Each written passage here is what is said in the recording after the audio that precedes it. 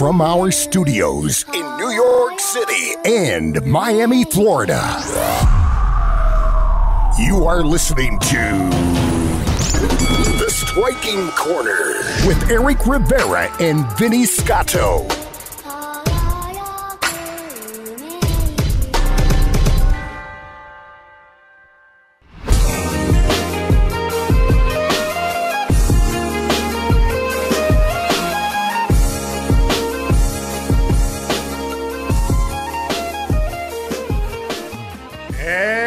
What is up, everybody? This is your host of the Striking Corner podcast, Eric Rivera.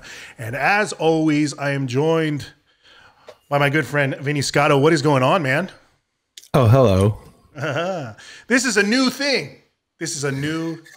Our first video podcast. Well, if you guys are listening to us, as always, on iTunes or wherever you get your podcasts, then you won't be seeing us. But if you are on YouTube, this is actually our first video podcast.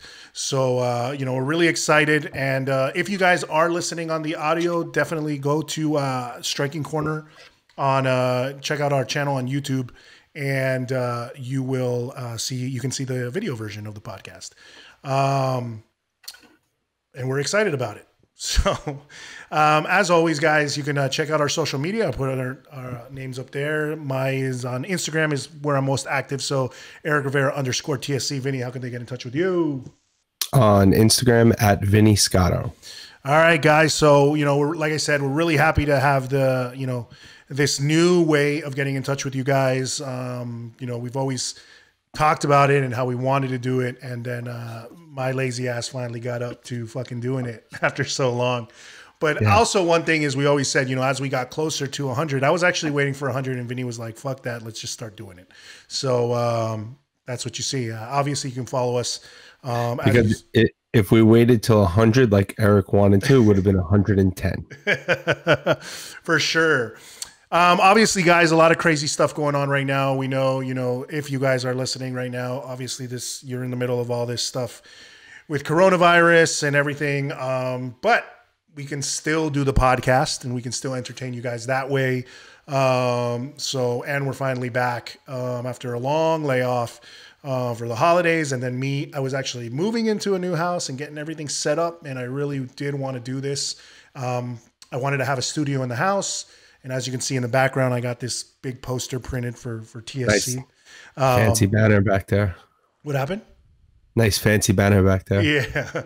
So, and I'm actually thinking of painting the wall and everything. But, we wanted to get stuff done. So, anyway, guys, we're really happy to be back. And this is a new edition. And tell us in the comments how you feel about it. I'm pretty sure YouTube is always so nice. The comments are always so beautiful. So I know you guys are probably going to say this is going to be fun. This is going to be fun.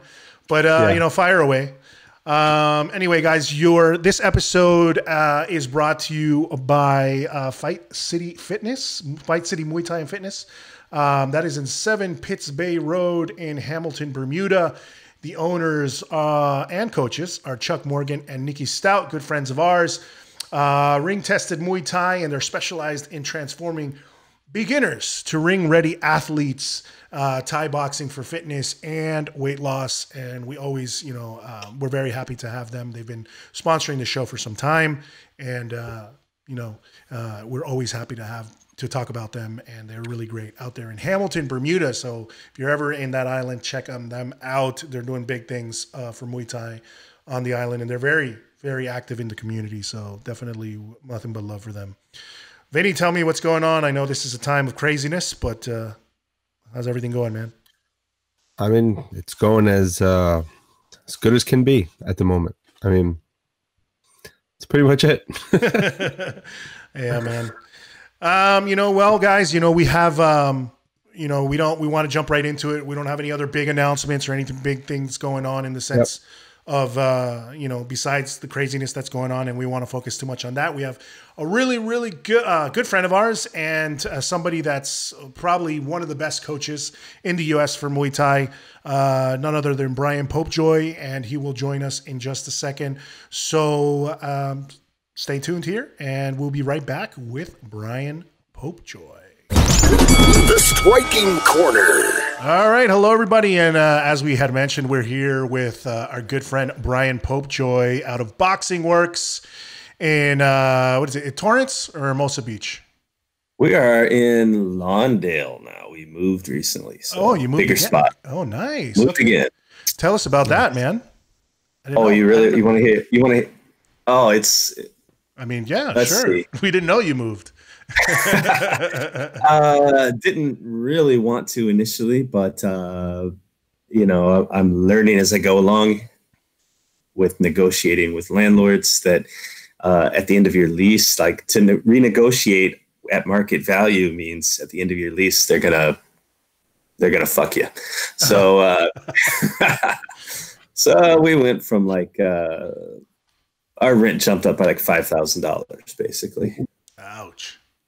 Yeah, which led us to moving. So actually we got a really fantastic spot. It was occupied by another gym. It just wasn't working out for them. So we were able to slide in on their lease. And in 7 years, our rent will be less still than it would have been at the place we were at in Torrance. So that's good. And how far is the commute? It's about 2.5 miles from the other gym, so it's not far at all. So it's not too Not bad. very painful for your members either. No, it's like one left turn off of the same street we were on, so it's Beautiful. minimal. Yeah. Nice. All right, man. So obviously, listen, guys. I mean, we've had Bryan on the podcast before. We don't want to go too much into, the background. If you guys want to check that episode out, where we talk a little bit more about Bryan's history and things like that, you guys can check that out. First of all, we want to celebrate. This is, if you guys are watching this on YouTube, this is our first video podcast. Bryan, you're kind of the guinea pig. There's, before we started this whole thing, there was a whole mess of technological difficulties. So we're hoping to iron that stuff out. And we wanted to do it with somebody that kind of tolerates us, because if not, it would be a lot tougher. But and if you notice, Eric hasn't learned how to talk into a camera yet. He just keeps looking down at his keyboard. No, because I'm looking at the screen. I don't want to get caught like a deer in headlights, but no, man. So we're really happy to have you. But like I said, if you guys don't know more about Bryan's story, you can check that out in the other podcast. But Bryan, I know, right now, huge news, obviously, man. Congrats. Obviously, Janet Todd winning the belt of the one championship. That was for kickboxing, correct? It was the kickboxing title. That was the kickboxing title. Yeah, correct. That's right. So the kickboxing title against Stamp Fairtex in Singapore, huge accomplishment. We were all super excited. I remember, Vinny and I were chatting while that fight was going on. I was in my car driving to work, and you gotta be careful. Yeah, no, I know, man. I had it like pinned to the windshield, so I could, I just didn't want to crash. But it was thankfully towards the end of my commute. But but yeah, man, definitely didn't want to miss that. We've always been big fans of Janet, big fans of yours, man. And so congrats on that. And I know it was a crazy experience, because obviously, we're doing this in a time of, unfortunately, where the world is going through this crazy thing, which is coronavirus and everything. But we're doing it right now where the U.S. is actually impacted. But, when you guys were over there, it was pretty much, I guess, more limited to Asia. And you were in Singapore, and you guys had to do it behind closed doors pretty much, right? Correct. Yeah. So, talk to me a little bit about the whole experience. Obviously let's not focus on the negative, but that, coronavirus thing, but let's talk about the whole experience of, Janet winning. She went in there, she looked great. I know you guys have been working hard since the first time they fought. Just tell us about how it went, man. Wow. Where to start? Well, it was, first of all, dealing with one championship. It is the easiest, some of the easiest experiences I've ever had as, a coach or in a slight management position. Ultimately professional. The staff there is great. They take care of everybody. They always put us in a really nice place and just treat the athletes fantastically. So that's something else. First of all, the organization is outstanding. Getting the opportunity for the rematch, was something that Janet's always kind of said in interviews that she feels like she kind of figured things out in that last round of the first fight. She suddenly just, the confidence she needed or the attitude that she needed to go in with, she just figured it out a little too late in the first go around. So in the second go around, it was almost just like, and we said it right before the bell rang. It's like, okay, this is like round 6, go. And off we went. So off she went, and I don't want to make like I was in there, anything like tag team, but, man, what else can I tell you? What was really, really, really cool, it was the same venue as last year, as the first fight. So from like a visualization standpoint, man, it's like we could just map the whole thing out and, make the fight happen in your head, before it even happened. And I think that was really helpful for her, just to be able to visualize. She knows every turn you're going to have to take getting up to the circle. That's what they call their cage. Getting up to the circle, and the surroundings were familiar. Everything was familiar. All the media obligations, all the extra things that go into it. Mitigating the 2 weigh-ins and hydration tests. Like you said, a year ago, everything was brand new. This time, it was very familiar, very home, and I think very much like home. I think that made a big difference. Yeah. How was it coaching without any noise from fans and stuff like that? Like just being in a closed venue like that? It was strange. I didn't realize I had quite that big of a mouth, but apparently I'm allowed.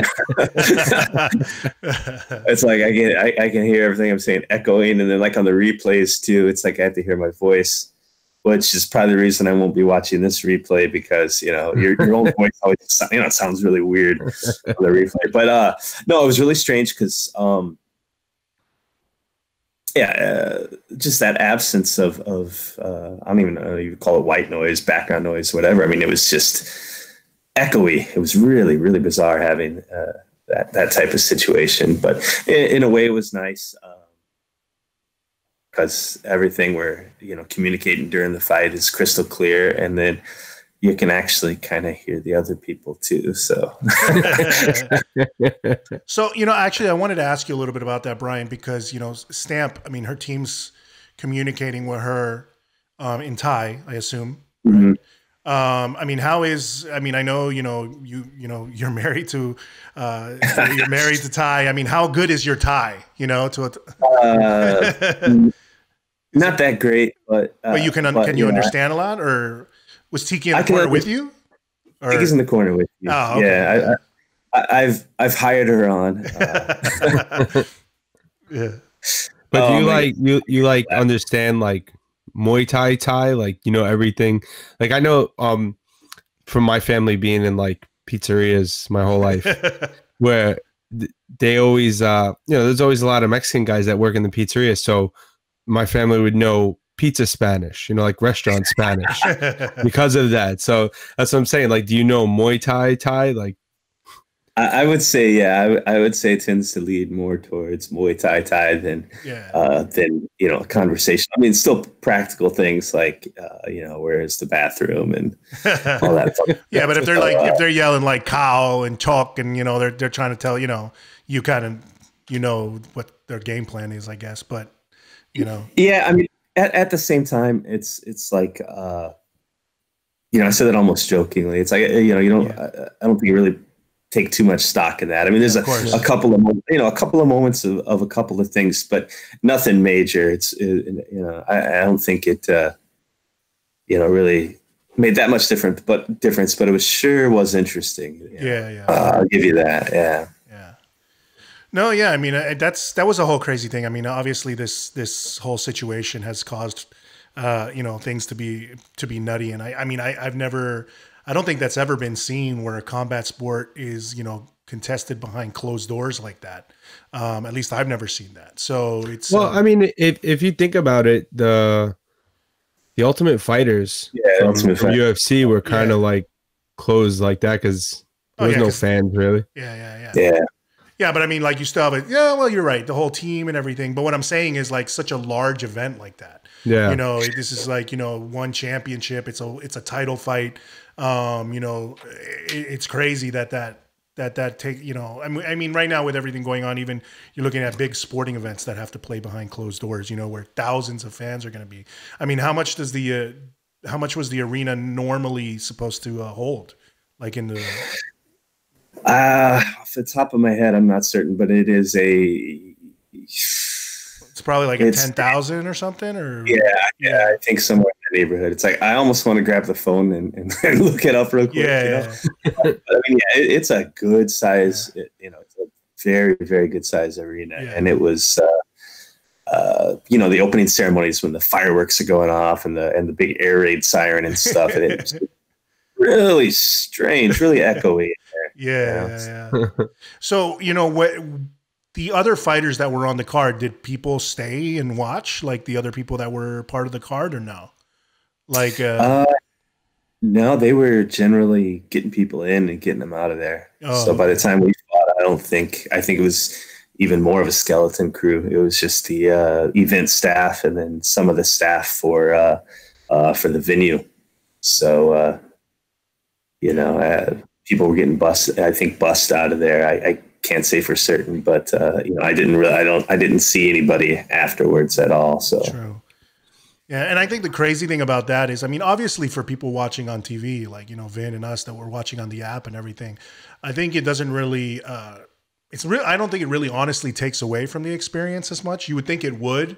I think it's more like if you were, you know, obviously if you're the person in the ring, or especially like you're the coach or any part of the team, it does seem surreal. But I think in, you know, with the way technology is, I mean, we're focused on the fight, you know, and everything. Cause you know, when Janet wins and they bring out the belt and the, you know, the confetti starts raining down. I mean, it looks just as exciting, I think, as it would have. Oh, it was. You know, exactly. Like as if there was a crowd there, you know?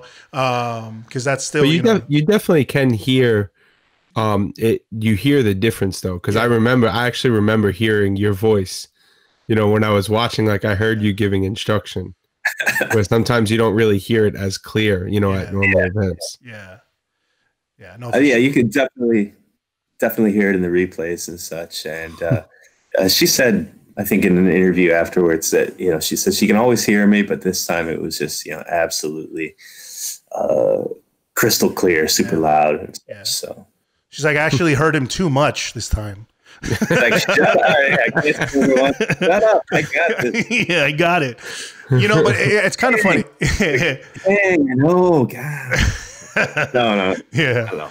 But no, you know, what's cool, you know, going back to the fight and to everything that had to do with the fight. I mean, you brought up some really good stuff because, you know, going back to the original time that they fought, the first time they fought, that was Janet's first fight, right? With one.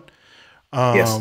And so I remember, I think you even hit me up and we discussed a little bit via Messenger, you know, and, you know, I think everybody saw, as the fight went on, definitely Janet weathered the initial storm where, you know, Stamp was trying to, you know, Stamp likes to throw bombs. She likes to throw heavy, but Janet was able to stay in there. Like, and I told you, like, straight up, I was like, damn, you know, watching that first fight, I was scared for Janet. Cause you know, you didn't know, I think none of us knew, in a way we all were obviously very confident in Janet, but at the same time, it's like, how much is the big show going to affect? Cause you always worry about that, you know? And I did think we saw it at first. She was being real passive. She was respecting Stamp a lot, but as she got her bearings, you know, as she found her way, like you said, 100%, you could start seeing that she gotten extra rounds, you know, had it been that first time it was a 3-round fight, not a 5-round, right? Like this one, was this one 5 rounds? No, it was 5 rounds. Yeah. So, I mean, so basically, but you could tell, like, had it been gone longer, she was starting to take over. She was getting more comfortable. And then this thing was just night and day, you know, like the comparison, she wasn't afraid of Stamp. She wasn't afraid of I think she knew she could take the power. I mean, there were, look from the outside looking in, or from, you know, our perspective. I mean, she definitely took a lot more leg kicks than I would have liked her to. And I was like, oh no, you know, but yeah, besides that, man, it was awesome to see. Like, it was, you know, there were, I think there are things that we'll bring up, but you know, the whole idea of kind of people or one kind of questioning or putting that graphic out there of, you know, who did you think won the fight? I thought it was pretty, I mean, it was a close fight, but I still felt Janet took it, you know, at the end of the day. Easy. Yeah, easy, you know, for me at least. And I think Vinny said the same thing. I think a lot of people saw the same thing. She was by far the more active fighter. She looked crisper. She looked cleaner. You know, I saw more of a Stamp chasing the big bomb shots, you know. The more variation in techniques was Janet. I mean, it was just, like you said, night and day. Like, and it seems like Janet knew it. Like you said, she knew it. And then she just seems so much more fired up with everything that we were seeing in the lead up and the videos and her talking. And she just seemed like laser focused. And I mean, I think you can tell us if, you know, in the lead up, how her mentality was as compared to the first fight. You know, what was it? Was it a lot different? Did you see it completely different, a completely different Janet? I think, you know, like I touched on earlier, just the experience of okay, that was her fifth fight, you know, for that promotion. So she'd been through all that. And then, you know, like I said, the very first fight was, you know, like same thing, main event. You know, so it was baptism by fire. It wasn't like, you know, it wasn't like she was starting out on the lead-in undercard. Yeah, exactly. And then getting, you know, small bits of having to deal with the promotion, and went from, you know, local shows here or IFMA type events that, you know, you don't really have press, to, you know, to the weight of a main event for you know, one of the biggest shows in the you know, on the planet. So just that experience of okay, this is familiar. You know, I've been through all this. I know what to expect.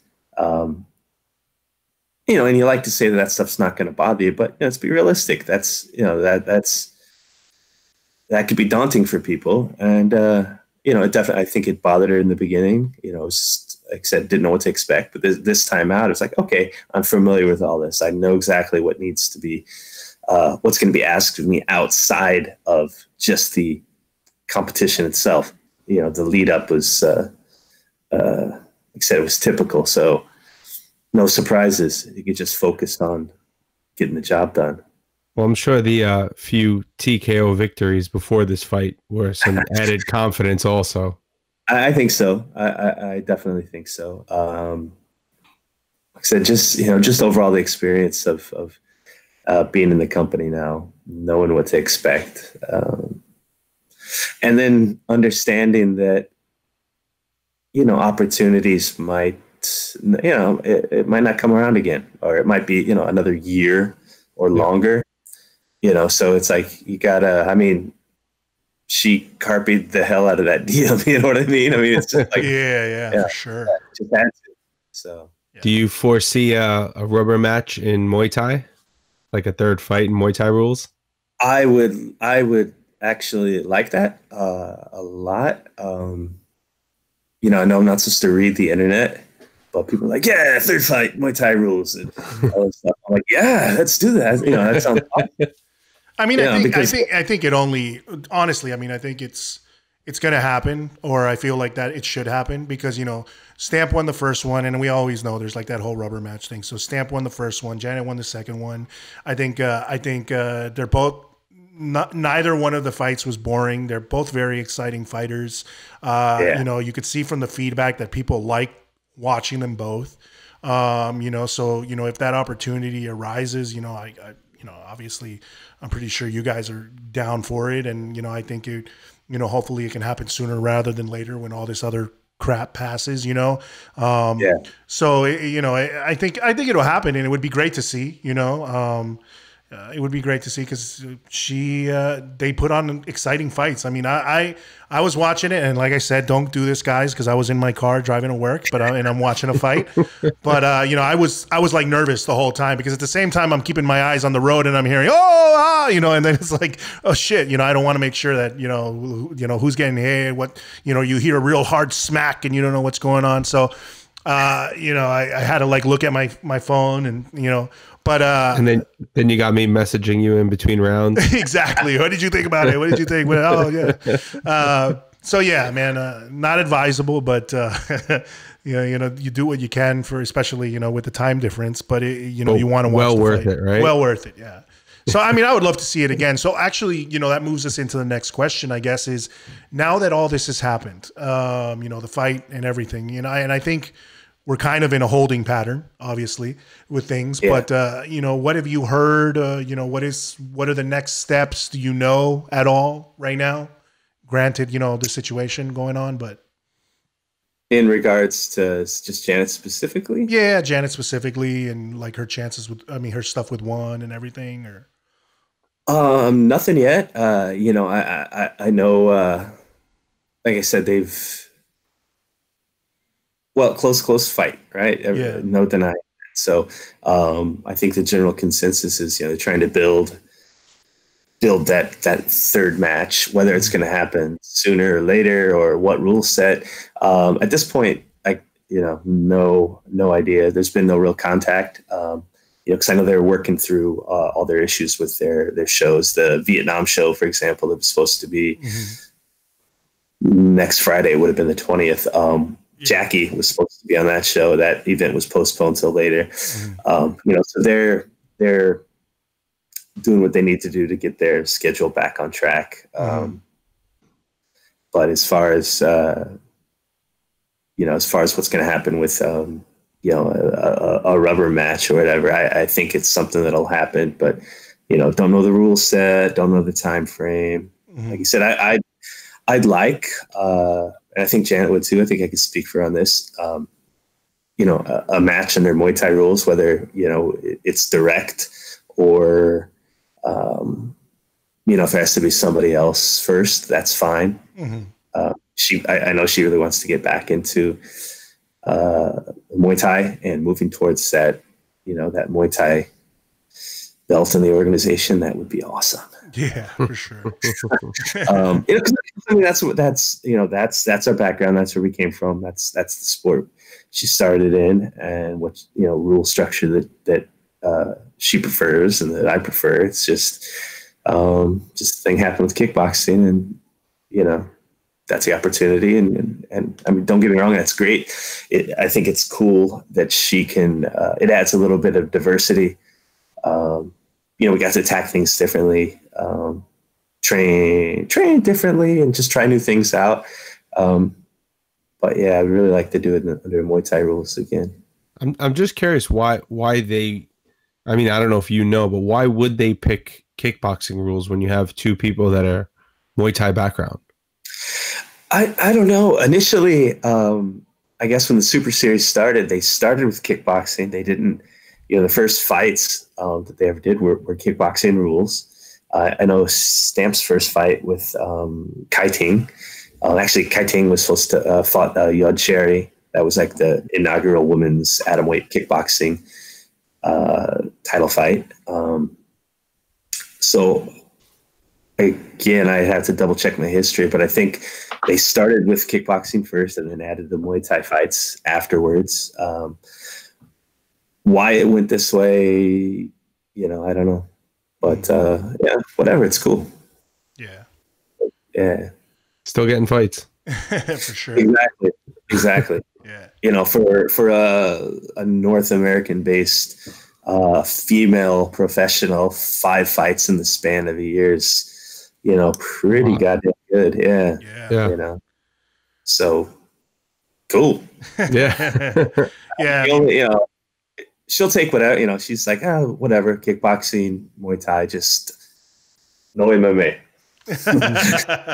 Yeah. And that's how it should be. No, but I mean, yeah. No disrespect to the athletes of the sport, that sport, but it's just something she's said she's not interested in doing, and I'm thankful for that too. So.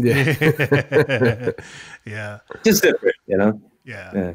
So, I mean, one thing I guess I wanted to ask Bryan, I mean, to kind of go more into, you as a coach, this huge success, obviously, you're, with everything going on here in the States when it comes to, United States Muay Thai Federation and the growth of Muay Thai in America and everything. The one thing I wanted to ask you also as a coach, how long, I mean, remind me again, how long has it been that you've been coaching Janet? Let's see. She came to my gym after she graduated university in 2009. So 11 years. But when she came back in after she graduated, she had a fight at her previous gym, which was up in San Luis Obispo, Budo Room, with Eric Sandal was her coach. She was there for one fight, and then school was over, and then was working out, but spent like the next 5 years, just focusing on the career, on the engineering. Yeah. So it was the end of 2013 that she said, "Hey, I'm pretty settled in. I want to fight again." Yeah. So realistically, in terms of like really working, it was last quarter 2013 till now. So what is that? 6 years and change, really? Yeah. Yep. About 6.5. Yeah. I mean, and I mean, you would think about like the one thing I guess the reason I was asking is, we like to obviously highlight, both you and Vinny are coaches, I think the one thing we always like to highlight is, the relationship between coach and fighter. And in this case, obviously we know you guys have a tight bond. You guys have been, she's been training quite some time with you. I guess, it's a huge accomplishment. I mean, as a coach, how did it make you feel when she raised, when she got that belt and everything, how does it feel? I mean, did you ever have an accomplishment like that in your career as a coach, or has this been like what you feel is one of the biggest titles you've won with one of your fighters? It's definitely the biggest title. I mean, it's one championship, I mean, definitely the biggest title. And, in terms of feelings, man, it was like, it was pretty unbelievable, I cried a little bit. That's what we wanted to hear, man. I wanted You're the only coach in America that can say that. You have an athlete with a one championship title. Yeah, she's the, not. Someone said, "Oh, it's first female U.S." I'm like, no, it's first U.S. It's first American Super Series world champion. So, wow, that's pretty cool. I demand that everyone bow before me now. Well, look at that. You got a lot of, first U.S. Coach to have an athlete with one championship, first person to be on a video Striking Corner podcast. I mean, you're doing pretty good here. Yeah. For the impending apocalypse that's happening right now, this year. But it's just like, it's like, what's going on here? It's like I finally start getting the recognition and world champion. So, and that is typical. Exactly, man. Everyone's like, 2020 is definitely your year, man. It's my year. It's the year that, we turned into Mad Max. And stuff, so.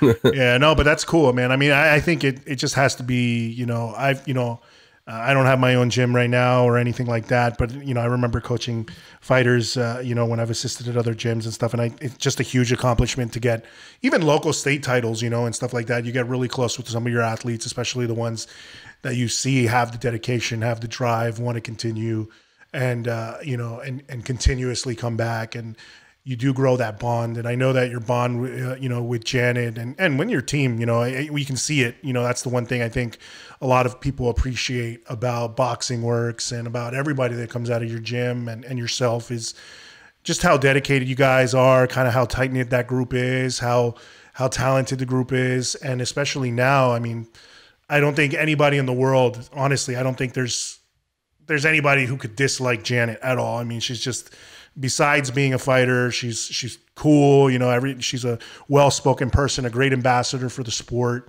So it's, you know, it's really cool. It's really cool to see that all come to fruition. And knowing you, obviously, us knowing you and seeing you, it's cool for us to see that success, you know. And not only that, not only because, you know, we know you, but also because the sport, you know, both Vinny and I, with the podcast and everything, we've always wanted Muay Thai to grow. We've always wanted to see Muay Thai prevail, and American Muay Thai to start growing. And it's really, like you said, you know, it's not, Janet isn't the first female fighter.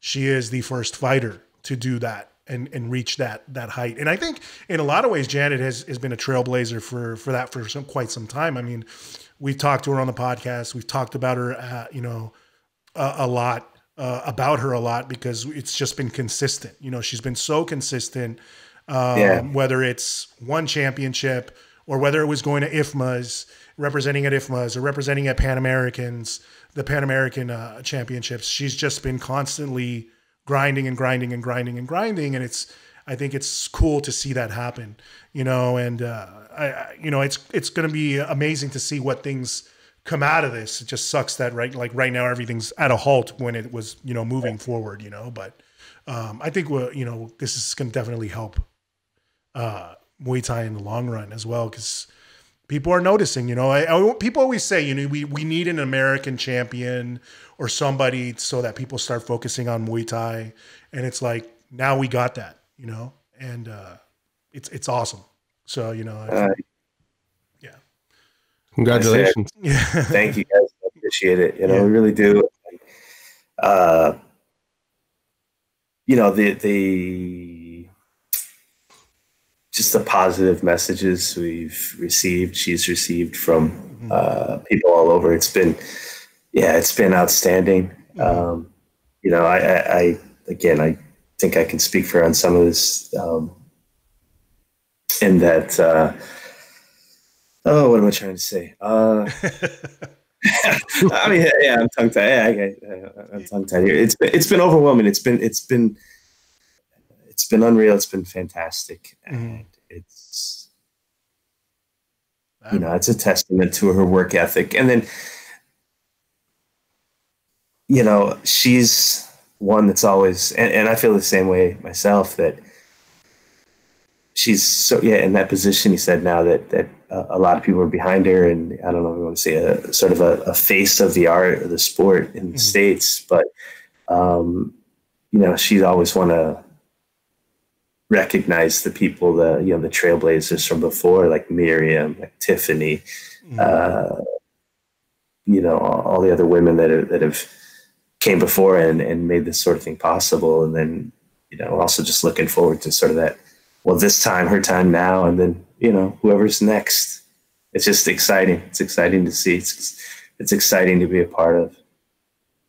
Yeah. You know? Oh, definitely, for sure. I mean, and I like I said, it's a crazy, because now actually, when you bring up Tiffany, you bring up Miriam. I mean, those were they were also firsts of their kind in as well. You know, whether it was Miriam, you know, getting gold, correct, at the World Championships, and also and then her countless world titles as well. Yeah, her countless world titles, and you know, beating, you know, Julie Kitchen and everything, when, you know, she was the quote unquote queen of Muay Thai, you know. And then Tiffany, you know, Tiffany was a story as well, obviously, with Glory. Yeah. And then, you know, she lost in Lion Fight and Glory. And then she lost to Anissa, who's you know, really amazing athlete, but then came back and then, you know, won the title. So we just have a lot of American champions really with, you know, or that currently, I mean, you have two. You have, you know, Janet in one championship and Tiffany now with Glory. But it's just really, it is really a great time for American, both Muay Thai and kickboxing, you know. And I think it's awesome, you know, and especially, like I said, Janet has I think Tiffany more so obviously for Muay Thai as well, but then she's focused a lot on Glory, and Janet is really kind of, although this was a kickboxing title, I think she's been carrying the torch for Muay Thai. And and it's been awesome to see that both of them are doing so well, and as well as the entire team that's right now with Muay Thai. We've seen it with the adult squad, with the youth squad. It's really starting to pick up, and I think this win by Janet was like, for a lot of people, just like kind of the not only the icing on the cake, but just like the proof in the pudding of like, hey, we've been putting in the work. And now you're starting to see the results. The U.S., which used to be behind, or so much for a lot of people was behind and not, up to par with World Muay Thai, is just like all of a sudden, hey, we're here now. You were wondering where we are, and here we are. And I'd like to just point out that taking that path of going through the local tournaments and working up to international events, IFMA and such, and then working closely with the USMF as for her as an athlete is absolutely, we feel it's absolutely crucial in getting to this point, just getting that experience, not taking any shortcuts, like you said, just grinding it out, just being there, just taking every opportunity possible. So you're telling me that Janet didn't ask for a title fight with Stamp after 2 professional wins? Didn't ask for it? Yeah. No, you know how like people usually, like what I'm saying is how people usually just like ask for a title fight after they've won like 2 amateur fights or something like that. So she would just jump in the ring all of a sudden. all the like we've done the steps completely wrong. Like it was I don't know, it's close to 50 fights in total at this point. I still can't get her to do like a t-shirt where it's people that have their I'm having my first smoker, here's my sponsor t-shirt. I can't get a t-shirt out of her, and stuff like that. So yeah, man. One of these days we'll figure it out. One of these days you'll figure out the right way to do things, Bryan. Yeah, we'll get that out there. Yeah, man. But it's awesome, man. I mean, we're so excited about that and everything. So tell me, man, I mean, obviously, what is in the future for Boxing Works? I know, you said Jackie, her fight's on hold. And you have any other fighters coming up, any other things that you wanted to discuss when it came to, your athletes, or let's say Muay Thai in particular, or Muay Thai in the US and the growth of it? Anything you wanted to maybe bring to the table? Well, let's see. Waiting to kind of get things reconfirmed. Again, I'm sure it has to do with the current pandemic we're all going through, but waiting for things to get situated for Jackie again. And I'm sure it'll be the same fight, which was going to be a rematch with Amber Kitchen. So waiting on that. Glory's got things, I guess they're on hold for a little bit. So I've got another kid. Well, they're all kids because I'm old now, but I mean, but Nathan Ward, who's signed with Glory, so he's waiting for his next fight with Glory. Victor, who you guys know, have done some work for you. Victor's from university and training again, and looking for just whatever's next, maybe USMTO, and then I've got a good handful of more amateurs that are like, we're looking at USMTO West, if that's going. Otherwise, just had a few things pulled out from under the rug because of the health situation. A couple local shows aren't happening. So looking to April and beyond. That's all I can do right now. Just wait and see. But yeah. So I mean, although I didn't, I don't want us to obviously dwell on it, but let's conclude with kind of like maybe some uplifting, or at least some advice, I guess. I mean, both of you guys are business owners, both of you guys are gym owners, and I've seen a lot of stuff going around, obviously. We don't want, we want to talk about it at the same time, because it is a part of our business now with everything that's going on. you know, both of you guys are gym owners. It's you know, how difficult has this situation, I think, been? What do you guys think, you know, both Vinny and you know, are people panicking in your case? Are people, you know, supporting you guys? Like, how's it work? I know a lot of people are worried. Some of the gyms, you know, some places have said, hey, you know, we're going to shut down completely. Then the whole social distancing thing. And then we're in a combat sport, you know, so you're going to have that closeness and things like that. I mean, what would you, I guess from just your perspectives, I know, you know, you can't speak for everybody's business, but from your perspective, what is your approach, and what do you guys think about it, about everything going on, and what are you trying to do to stay afloat, I guess? It's tough. Yeah. Cause I mean, for me anyway, we don't know how bad this is going to get. Mm-hmm. You know, right now, as of today, they just closed the schools in New York starting tomorrow until April 20th. That's the earliest they'll reopen. Mm-hmm. Wow.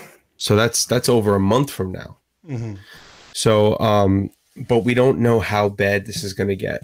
I haven't experienced a whole lot of panic yet from my members, maybe one or two, you know, looking to freeze their accounts. I have a few, you know, that are like, you know, we're just not going to come, but we're going to leave our membership as is.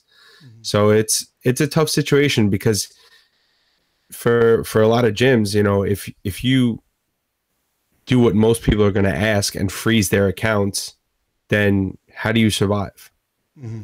You know, not many gyms, especially in Muay Thai, have enough cash flow to float the gym for, you know, the rent, the utilities, the payroll, everything for a month or two. Mm-hmm. You know, not many people can do that. So it's tough. I mean, there's situations where you can say, hey, I'll kind of, I guess, freeze your account, but you're still going to pay now, and I'll give you the credit when you come back.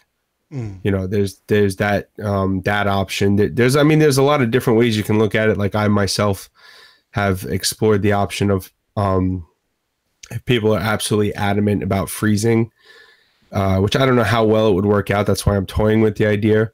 Like, if you think about it, the way billing works, it's on a 30-day schedule pretty much, because it's the same day every month. So let's just say it's 30 days. The idea I had for freezing was, instead of billing someone on 30 days, if they want to freeze for a month, I'll change it to 35 days. So they pay the same amount for 35 days. And if you do that for 6 months, it's essentially giving them that month that they want to freeze for. So, and you still keep your cash flow coming in. So there's a lot of different ways you can do it, but it all depends on how long this really lasts. Yeah. And how bad it gets. Yeah. So I don't think, my personal opinion is, I guarantee you that my gym is cleaner than most people's houses. Yeah. So I don't think guarantee that too, knowing Vinny. Yeah. So I don't think that that's the issue. It's just, it's the hysteria of, you know, the media and everything. That, I mean, it's a shitty situation. It's pretty bad. Yeah. And it's going to get worse, but I don't think it's as bad as the media has made it. Yeah. I mean, you can't buy a sheet of toilet paper anywhere right now. It's ridiculous. Yeah. Yeah. And this virus is not giving you diarrhea. I don't understand the toilet paper thing, but yeah. I mean, we'll see where it goes. Yeah. Yeah, I don't get the toilet paper thing either. It feels almost like we're living in The Sims, and someone's just like, yeah, let me sprinkle on some fuck with these guys dust. But yeah, it's. I think that's just the state of it's so weird, because it really is like, I think there's just people that, I don't know, man. I think some people are just fucking lemmings, man. And I hate to say that, because obviously, yes, you want to take things, it is a serious issue, and you want to take all the precautions you need to take and things like that. But then there's all this like hysteria and this panic. And then I think I don't know why it became the toilet paper became a thing, because it seems like everybody, I guess some people just get so caught up on it, and they see other people doing it. And I think it's just like I said, man, it's like lemmings, man. They just see other people doing it, and they're like, well, these people are grabbing a shitload of toilet paper. Maybe there's something I don't know, you know, and they start grabbing it. And it's like, well, I don't know. I don't really think that's the issue, man. You know, like, that's not like as a lot of people have said, like if you really need, okay, so let's say there's so in like Italy and these places that have been really greatly affected, and Vinny can tell you because he has family over there, and it's, what is it, like a 30-day lockdown, or they're going to have like they've had a 30-day lockdown, something like that. I don't know the exact days. Yeah, but it's like even if you're locked down for 30 days, you look at these people at Costco that are buying like pallets full of fucking toilet paper, and you're just like, dude, if you got like 100 and something rolls for like a 14-day quarantine, I think your issues are far superior. The issue is far worse than just coronavirus, man. If you got to shit like 6 or 7 times a day, man, there's probably something really bad going on. Something's going on there. Yeah, there's something else going on there. Maybe you have irritable bowel syndrome or something, man. But yeah, man. I mean, it's all jokes aside. I guess for the thing about the gyms, it's just because I'm seeing on Facebook, a lot of friends of ours with the same thing. We're cleaning our gym, we're making sure it's clean. Yeah. Guys come in. I saw it wasn't a meme, but it was somebody saying like, hey, if you really love your gym and if you really support, your coaches and things like that, and you have the ability to do so, don't freeze your membership, because when all this is over, and it will be over, if you did do that, you might not have a gym to go back to, so yeah. I think that's really important. That's a thing too, because a lot of people, that like members to gyms, they can't see past wasting that $150 or whatever it is. Mm-hmm. Oh, I'm spending $150 and I'm not going to be able to go. Why should I pay it? They can't see past that $150. Meanwhile, if you really, if that gym has really done for you what it should, change your life, which is that's what gyms should do. If it's done that for you, then that $150 really should not make a difference. You should want to give it to, that $150 goes to the staff members. It's putting food on their tables. It's helping support families.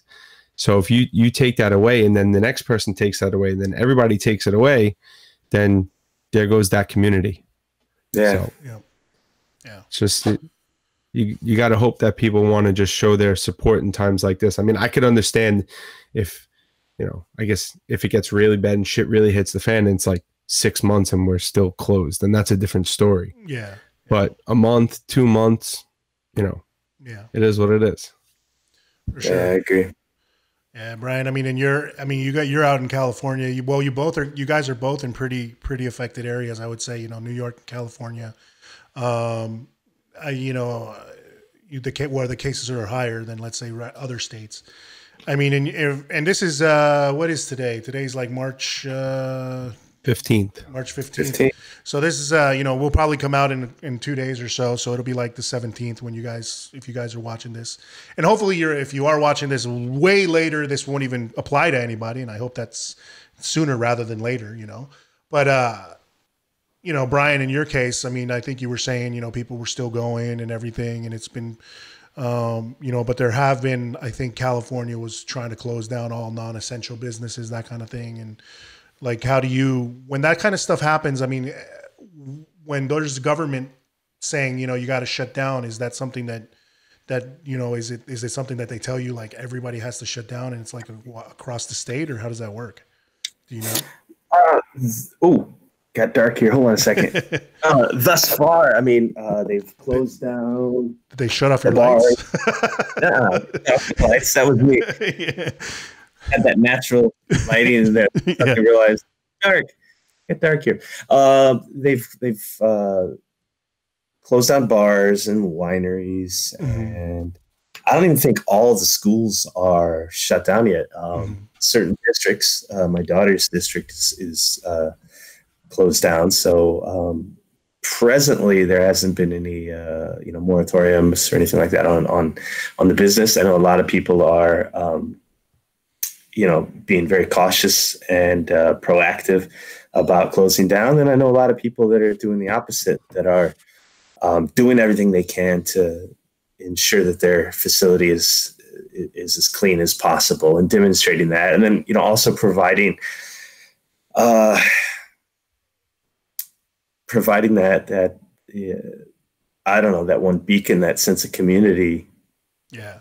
For people that you know is missing. So it does go against the social distancing that's being pushed, but at the same time, you know, it's I say providing, you know, community for people. Now, whether or not this is going to be something that was ill thought out, or if in the end it won't matter, I mean, that remains to be seen. So, you know, it's tough. I mean, you know, hindsight's going to be 2020. We'll all know in the future. Yeah. And, you know, for everybody that, you know, I just really hope it doesn't affect the greater community in terms of schools, gyms. Yeah. In the long, I'd like all these people to, you know, to be here in 6 weeks or 2 months or a month or less, hopefully, you know. Yeah, for sure, man. I mean, that's what it is. I mean, I think it's really kind of like, in a lot of ways, it's like I said, you know, like a lot of I see other countries, and, you know, I don't want to get into much into the politics of it, but you see the other countries and they're shutting down, let's say for 30 days, because the whole idea is let's 30 days, let's mitigate as much as we can so that the cases, you know, the cases drop. And I think hopefully if you know, if everybody kind of abides by those rules where they really are, let's say, okay, so you mitigate and you don't go and you do have the social distancing, and this thing blows over in a month because everybody kind of abided by those rules, then we'll probably get out of this thing quicker than if we continue, you know.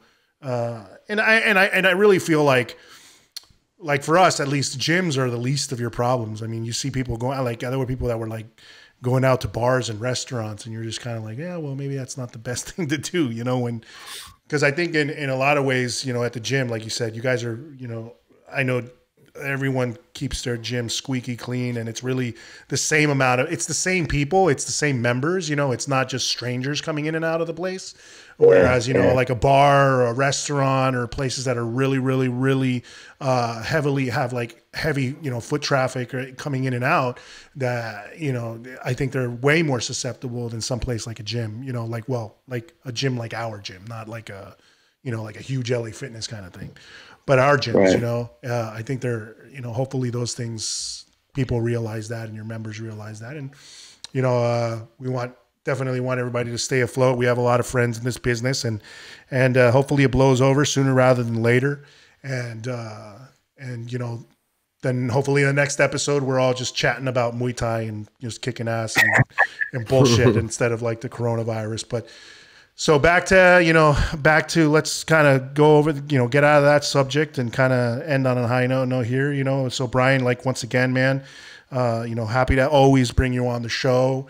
I appreciate it. I know you guys you have a lot of future plans, which I'm sure will, although they're postponed at the moment, will probably come to fruition, and we'll probably see some more great stuff coming out of Boxing Works. Congrats again with Thank Janet you. And everything, man. It's awesome for us, even to, I guess, live vicariously in a lot of ways, because, you know, we're such a tight-knit community, I think, in a lot of ways. You know, that's the one thing. We're a small community, so we have the ability to kind of support each other and be very vocal, even if it's just through Facebook or Skype or Google Hangouts like we're doing right now. To support one another and just make sure this thing keeps on growing, and then make sure that, like, hey, when Janet wins, or like if Vinny's fighter wins, or if, you know, another one of our good friends from anywhere in the country gets an opportunity or a big shot to go fight on a big card, whether it's in Thailand or Singapore or, you know, wherever it is, where we can just always make sure we're supporting and tuning in, you know, and supporting them. Because I think that's the big deal, especially with Janet's thing. I think a lot of people, I mean, Vinny was obviously hitting me up and making sure I was watching, and I was like, yeah, I'm watching. And I'm sure a lot of driving. Yeah. And driving.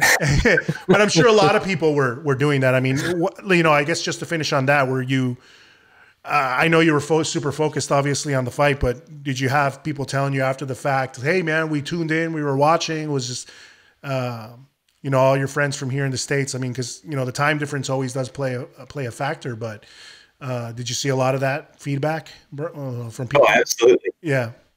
And almost instantly, I think I was still in the cage or circle, as it's called.